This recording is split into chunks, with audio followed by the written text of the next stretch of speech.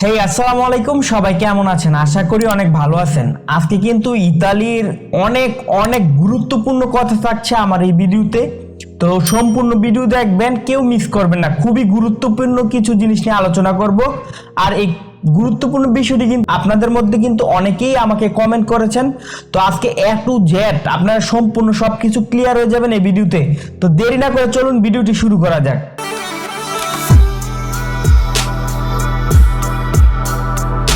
ভিডিওটি হচ্ছে এরকম ভাবে আজকে সাজাইছি আমি, প্রতিদিনই বিএফএস গ্লোবালের কোনো না কোনো আপডেট অথবা আপনার নতুন যারা আবেদন করতে যাচ্ছেন তাদেরকে নিয়ে সব সময় এই রিলেটেড ভিডিওগুলো আমি ছাড়তাম।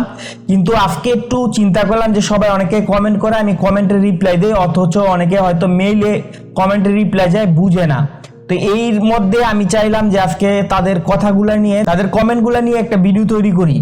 তো এই ভিডিওতে কিন্তু আপনার মনের কথাটাও থাকতে পারে, তো ভিডিওটি অবশ্যই মিস করবেন না। এবং আপনারা যারা আমাকে সাপোর্ট করেন, সাবস্ক্রাইব করেছেন আমার চ্যানেলটাকে, তাকে অসংখ্য ধন্যবাদ। আর যারা এখনো সাবস্ক্রাইব করেন নাই, দ্রুত সাবস্ক্রাইব করে ফেলুন আমার চ্যানেলটাকে, কারণ আমার কিন্তু 10,000 সাবস্ক্রাইবার হলে কিন্তু আপনাদেরকে আমি ফোন গিফট করতে যাচ্ছি 10টা। বিস্তারিত জানতে কিন্তু আমার একটা ফুল ভিডিও দেওয়া আছে, চাইলে আপনি দেখে আসতে পারেন।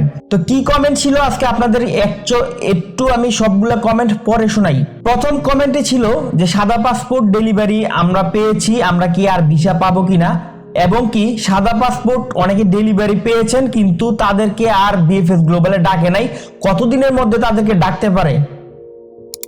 দ্বিতীয় যে প্রশ্নটি হচ্ছে সেটি হলো ইমেল পেয়েছি কিন্তু পাসপোর্ট আনতে যাব না, সেই ক্ষেত্রে কি বিএফএস গ্লোবাল থেকে আমার যে কার্যক্রম বা তারা যে কাজগুলো করে আমাদের কার্যক্রম কি বন্ধ থাকবে না চালু থাকবে, এই বিষয়টা নিয়ে গুরুত্বপূর্ণ কথা বলবো। তৃতীয় যে কথাটা, 2022, 23, 24 সাল এই 3 বছরে যারা 3 বছরে যারা নুলুস্তার জন্য আবেদন করেছেন এখনো পর্যন্ত নুলুস্তা পান নাই, তারা কি নুলুস্তা পাবে কি না, বা কোথায় থেকে এখনো নুলুস্তা বের হচ্ছে, এই বিষয়টা নিয়ে।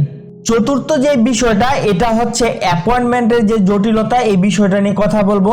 এবং পঞ্চম, বিএফএস গ্লোবাল আসলে কি, তার কাজটা কি, কি করে বাংলাদেশে, এই বিষয়টা নিয়ে। প্রথম কমেন্টের প্রশ্নের উত্তরই এখন আমি দেওয়ার চেষ্টা করব। প্রথমে ভাই একজন লিখেছিলেন যে আমি সাদা পাসপোর্ট পেয়েছি বিএফএস গ্লোবাল থেকে, আমি কি ভিসা পাবো কি না।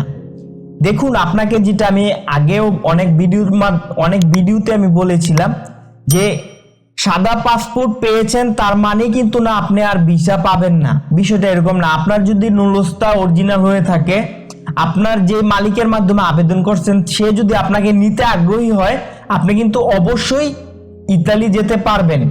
এবং আপনাদের যে করণীয় বিষয়টা, আপনারা যার মাধ্যমে আবেদন করেছেন তার মাধ্যমে বা অনেক এজেন্সির মাধ্যমে তাদের সাথে যোগাযোগ করুন। এইটা নিশ্চিত হওয়ার চেষ্টা করুন যে আপনার মালিকের সাথে তাদের কন্টাক্ট হয় কিনা বা আপনার মালিক আপনাকে নিতে চাচ্ছে কিনা। দ্বিতীয় যে প্রশ্নটা হচ্ছে, আপনাকে এসএমএস করা হয়েছে বিএফএস গ্লোবাল থেকে আপনি পাসপোর্ট আনবেন না। আসলে পাসপোর্ট না আনলে অনেকে বলতেছে যে আপনার কার্যক্রম আর হবে না, আপনার পাসপোর্ট ওইভাবেই থাকবে, বিএফএস গ্লোবাল তা কাজ করবে না। আসলে বিএফএস গ্লোবাল আপনার কাজগুলো করে না, করে ইতালি মন্ত্রণালয়।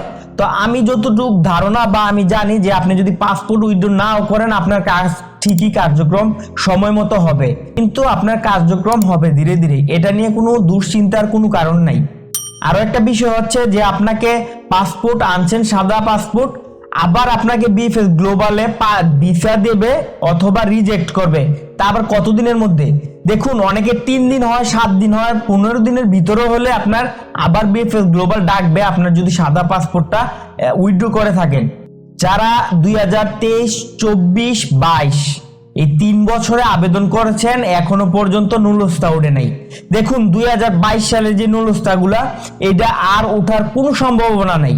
এটা 100% 22 সালের কাগজ, আর কোনো উঠার সম্ভাবনা নাই। 23 সালের কাগজও প্রায় 90% কাগজ উঠে গেছে। এখন 23 সালের যে কাগজগুলো উঠে বেশিরভাগই হচ্ছে আপনার ডুপ্লিকেট। সো আপনাদের আপনাদের যার মাধ্যমে আবেদন করছেন আপনার কাগজ উঠছে বলছে, আপনি একটু চেষ্টা করবেন তার মাধ্যমে যে আপনার টুইটার আইডি কিংবা ভালোভাবে চেক করে আপনারা টাকা পয়সা লেনদেন করবেন। আমার মতে যেহেতু আপনি একবার টাকা দিয়েছেন আবেদন করার সময় 1 লাখ 1.5 লাখ, একবারে ভিসাটা প্রসেসিং হওয়া না পর্যন্ত আপনি আর টাকা পয়সার কোনো লেনদেন করবেন না, এটা হচ্ছে আমার পরামর্শ। 2024 সালের কাগজগুলা কিন্তু এখনো উঠতেছে, সম্পূর্ণ যে সব ক্লিয়ার হয়ে গেছে তা না, কিছু সংখ্যক এই 2024 সালের নুরস্তাগুলো এখন উঠে।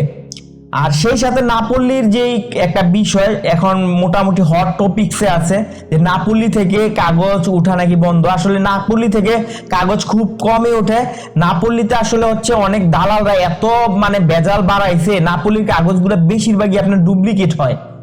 এই 4টা জায়গা থেকে যদি কোনো কাগজ উঠে আপনারা কিন্তু একটু আতঙ্কের মধ্যে থাকবেন, কারণ এই মুহূর্তে কিন্তু এই 4 জায়গায় বেশি ঝামেলা করছে আর অনেক ডুপ্লিকেট কাগজ বানায় এই জায়গাগুলো থেকে। আপনারা যাদের ভিসা উঠবে অবশ্যই যাচাই বাছাই করে আপনারা টাকা পয়সা লেনদেন করবেন।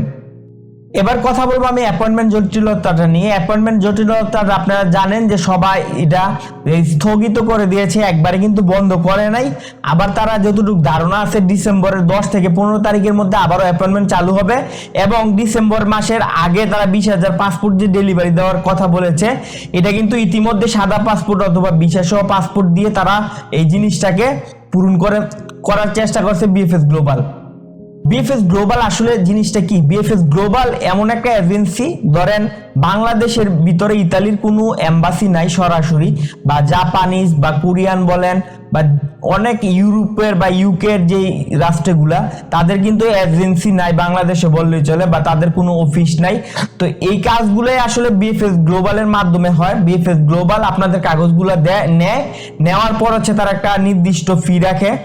ফি রাখার পরে হচ্ছে গিয়ে আপনার সেই কাগজগুলো তারা ওই দেশে যে দেশে আবেদন করেন সেই দেশে দিয়ে পাঠায় দেয় এবং তারা আবার সেইখান থেকে যা রিপ্লাই আসে আপনাদেরকে সুন্দরভাবে কাগজ প্রদান করে থাকে। তো আজকের ভিডিওটি কেমন লাগছে আপনার কাছে অবশ্যই কমেন্ট করে জানাবেন, আর অবশ্যই আমার চ্যানেলটাকে সাবস্ক্রাইব করবেন এবং বেশি বেশি শেয়ার করেন। আপনাদের কাছে অনুরোধ যে আমার ভিডিও যদি ভালো লাগে বেশি বেশি শেয়ার করেন, এবং আগামী কিছুদিনের মধ্যে আমি বিএফএস গ্লোবাল যাচ্ছি এবং নতুন কিছু আপডেট অথবা বিএফএস গ্লোবালের যে সার্বিক পরিস্থিতিটা এটা আপনাদের সাথে তুলে ধরার জন্য চেষ্টা করব। তো সবাই ভালো থাকবেন, সুস্থ থাকবেন।